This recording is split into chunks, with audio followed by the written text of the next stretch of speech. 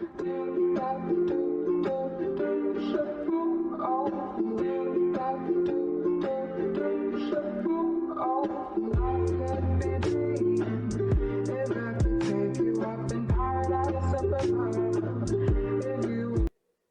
SOAR Stars, to the first edition of the Source Online. Where journalism brings its stories from online to in person. I'm Caitlin Perez. I'm Haya Ansari, and we have several stories we want to bring to you in this special winter edition. First up is Justin Rubalcaba with this column, Juicy with Justin. Thanks, Caitlin. Welcome back to Getting Juicy with Justin, SOAR's only advice column. Our first question for today is, I've been feeling really lost and just confused lately with no sense of guidance. And I just wanted to say, hey there, feeling lost and confused with no sense of guidance or direction can be hard. And it's something that a lot of us experience, especially at SOAR, because everybody's moving at different paces. And a lot of people at SOAR are moving a lot quicker than you. So it can feel like, in my own personal experience, that you're getting left behind, and which can lead to like you feeling confused and feeling like you have no sense of direction. I would say, as my first piece of advice, is to take your time with finding your direction and not feeling confused. Finding that clarity can be easy when you're talking to other people who are also feeling the same way you are. You guys just find someone where you trust, where you can bounce back and forth, and it can really help at finding where maybe you want to do. I would also say, if you feel like you trust an adult or any person of staff at SOAR, just being able to talk to them and hear what from their experiences can also help, because from their experiences you can see whether or not that's something that you want to do. But just know that there's no rush. Everybody can take their own time. Everybody has a different path. And so what another person does doesn't necessarily affect what you have to do and what your direction is. So, and I would also say, please don't give up on finding yourself and finding your direction. Thank you. The next question is self-love. So loving yourself, it's something we all want to do.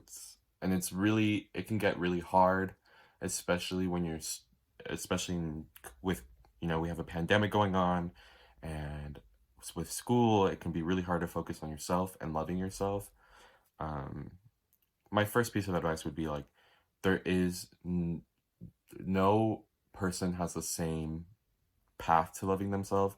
Everybody's different, so obviously finding the path to love yourself is a lot different, but good base steps for everybody would be forgiving yourself for mistakes you've made in the past, mistakes that might have affected other people that you feel really guilty for. It's good to be able to forgive yourself, and maybe some self-sabotage, because we all self-sabotage. It's really good to be able to forgive yourself and reflect on those mistakes so that you can go in the future, and you don't want to be living with that guilt. And another thing would be forgiving people that have hurt you. Obviously, I mean, you don't have to. If you don't want to, that's okay. But if that's something that is weighing you down and is keeping you from loving yourself, that's an important step to take. Another part would be your physical experience, your physical appearance, which is different for everybody.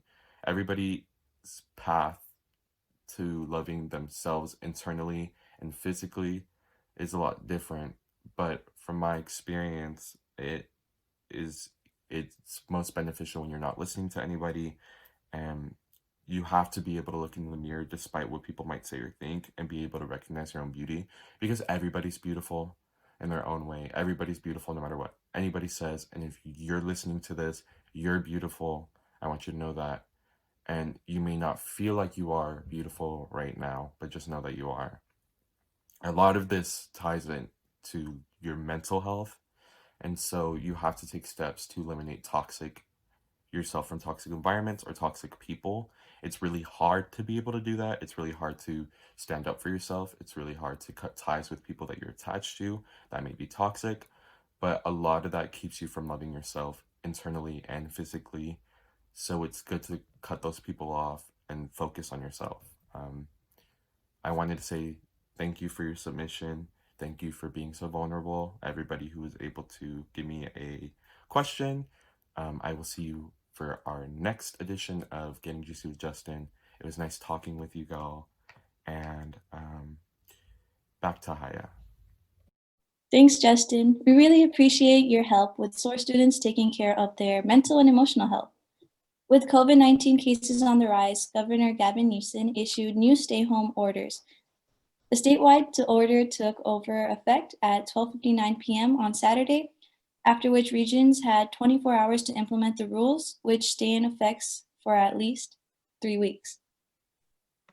In Los Angeles County, the ICU capacity fell above 15%, which prompted mandatory restrictions that include the following activities and sectors to close: indoor and outdoor playgrounds, indoor recreational facilities, hair salons and barbershops, personal care services, museums, zoos, and aquariums, and movie theaters.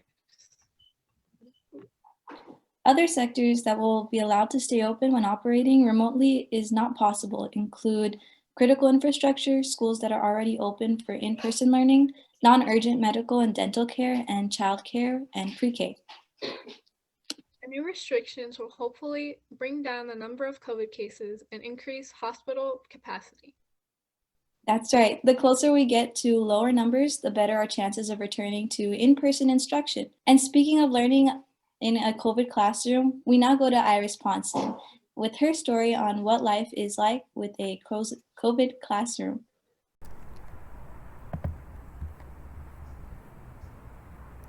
Distance learning has come a long way since it began in March, and you may not have even realized it. The two types of distance learning are synchronous and asynchronous. Synchronous learning is when a class meets in a live setting, such as a lecture and a Zoom call. Asynchronous classes do not meet live, and you may have even had one at ABC. They usually consist of lists of assignments and little student-to-teacher interaction. Last semester, SOAR classes were mostly asynchronous. The school was still settling into a distance learning, and teachers could only attempt to integrate classroom work settings into an online space. Though now most classes at ABC and SOAR are synchronous, and a debate has arisen about which form of classes are preferable. Supporters of synchronous classes claim that the added teacher interaction helps students learn material as if they were still in person. Advocates of asynchronous classes claim that a synchronous setting has greater tech requirements for student participation. A stable internet connection, microphone, and often a webcam are essential to our everyday classes rather than the familiar backpacks, textbooks, and binders. Synchronous class students face greater scheduling difficulty, and when dealing with multiple house members who require internet access, attending classes becomes a chore.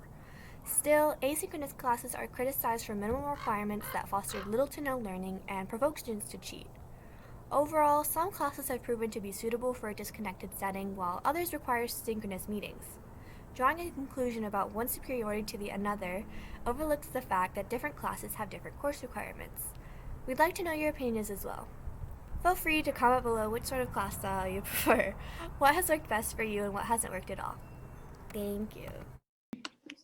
Thanks, Iris. I think we can all agree that being in the classroom is definitely something we miss.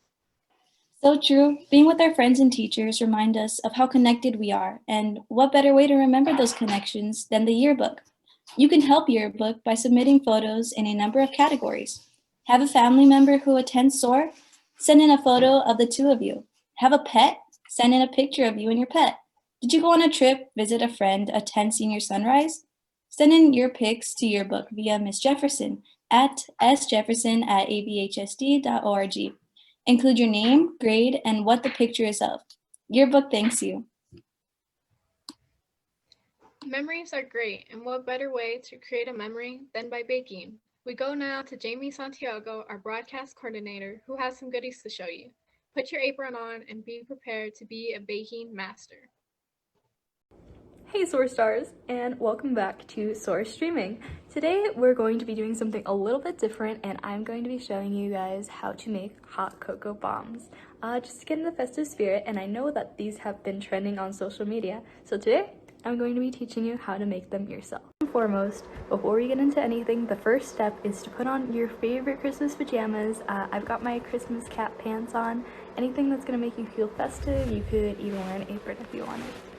So let's get into the ingredients. First thing you're going to need is a circular mold like this. I have tin molds. You could also use the silicone ones.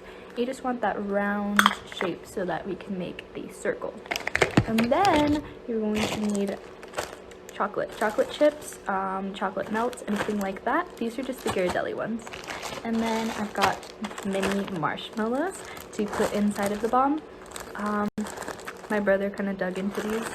Definitely just my brother. And then we've got frosting and piping bags for the frosting. And this is just to decorate the bomb if you wanted to. I've also got sprinkles for that. And then we got the star of the show, hot chocolate. So these are just the capsule ones that I have, but you can use just the baggies or any kind of store-bought hot chocolate that you want. Doesn't matter, it's all the preference. And yeah, that's it for the ingredients. Let's get into it. So the first step you're going to be doing is taking your chocolate and putting it into a separate bowl. And if you have a chocolate bar, then you could just break it up into little pieces into the bowl. Or if you have chocolate chips, then just put about a half cup to a cup of chocolate chips into your bowl. Like so. And then you're going to put this into the microwave for 30-second intervals until it's completely smooth. Alright, so here we have a successful unmolding. And I'm just going to repeat the same steps and do the other half and put them together. Alright, so while we wait for the other side to fully harden, we're going to take this side and start filling it up with the goods. So first you're going to take your hot chocolate of choice, and you're going to want to fill it up as much as you want. I'm going to put the whole thing in mine. And see, we got it all filled with hot chocolate. Until it's all the way to the top. And then I'm going to take my marshmallows and I'm going to sprinkle a couple on the top. And it's okay if it overflows the top because we're going to be putting another little sphere on top.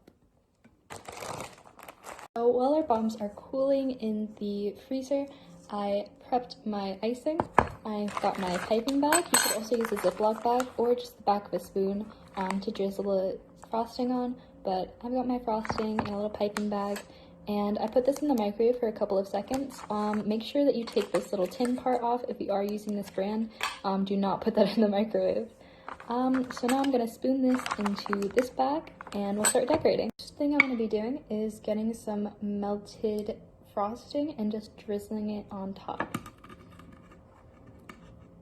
I'm going to use the back of my spoon and just drizzle it all over the top. And make sure not to make a mess, like I am.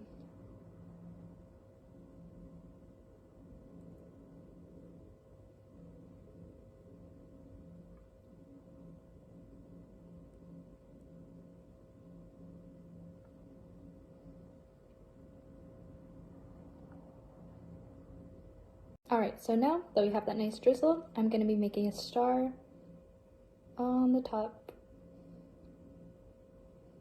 with this piping bag.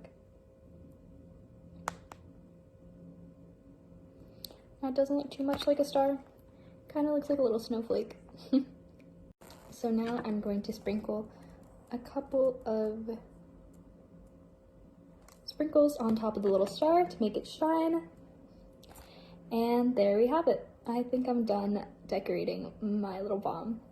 Just a little rough, but I think it'll work. So now that we've got our finished product, this is the moment of truth. You're gonna get some boiled water, either water or milk, whatever you prefer with your hot cocoa. You can either boil it or put it in the microwave and just pop your little bomb in.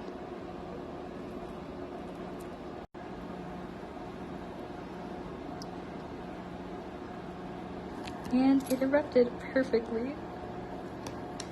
And now you're just gonna mix it in and let that chocolate melt. Mix in that hot cocoa and enjoy. If you guys try this recipe, let us know. Maybe you'll see yourself in a yearbook if you send in pictures. So yeah, that's it for me. Hope you guys enjoyed. Have a safe winter, y'all. It's hard to imagine that we're nearing a year when we last saw each other in our classes with our teachers. We certainly hope to return sooner than later. That's right. We all need to remember to stay safe, wear masks, and do what we can to ensure we are all back on campus. This ends our first broadcast. We hope you enjoyed it and will be back with us for next semester. Again, I'm Haya Ansari. And I'm Kaylin Perez.